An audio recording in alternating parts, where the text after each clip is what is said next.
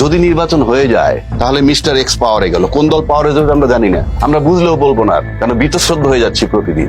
যে পাওয়ারে যাবে তাকে যারা সরাবে নেক্সট আন্দোলন করে, যদি তফসিলে এইগুলা না ঢুকে, যেটা আমি বলছি জুলাই সনদে বা জুলাই ঘোষণাপত্রে সরকারের বৈধতা না দেওয়া হয়, তাহলে তো প্রথম দিন দ্বিতীয় দিন থেকেই বলবে আপনি অবৈধ।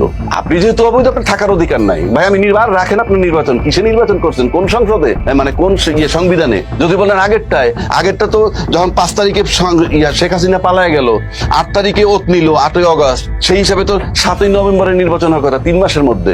ফেব্রুয়ারিতে ডেট দিছে কেমনে? এটা ব্যাখ্যা লাগবে, এটা ঢুকাইতে হবে, তা নাহলে ফ্রম ডে 2 কিক মারা শুরু করবে যদি নির্বাচন হয়।